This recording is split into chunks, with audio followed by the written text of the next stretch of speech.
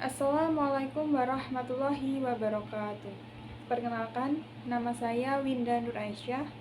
Nomor induk mahasiswa 226121132, mahasiswa UIN Raden Massaid Surakarta, program studi pendidikan bahasa Inggris, ingin menjawab beberapa soal ujian akhir semester mata kuliah metodologi studi Islam.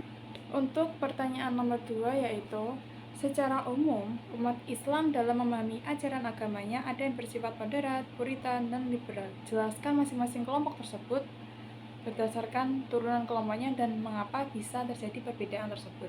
Padahal sumber ajaran primernya sama, yaitu Al-Quran dan Al-Hadis.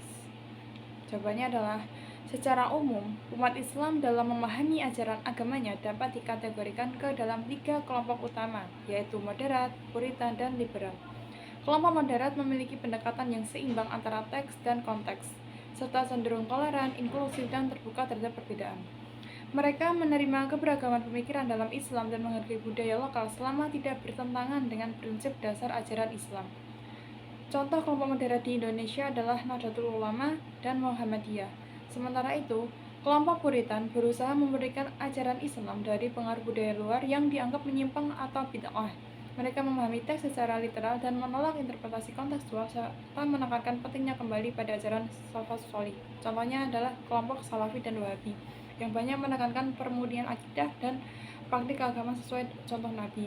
Di sisi lain, kelompok liberal menafsirkan ajaran Islam secara progresif dan kontekstual, menekankan rasionalitas, nilai-nilai universal, serta terbuka terhadap ijtihad modern. Kelompok ini mendorong reinterpretasi ajaran Islam agar sesuai dengan perkembangan zaman, seperti yang dilakukan oleh jaringan Islam liberal. Perbedaan ketiga corak pemikiran ini, meskipun bersumber dari ajaran yang sama yaitu Al-Quran dan Hadis, terjadi karena adanya perbedaan dalam metode penafsiran, latar belakang sosial budaya, pendidikan, serta konteks sejarah dan politik yang membentuk cara berpikir masing-masing kelompok.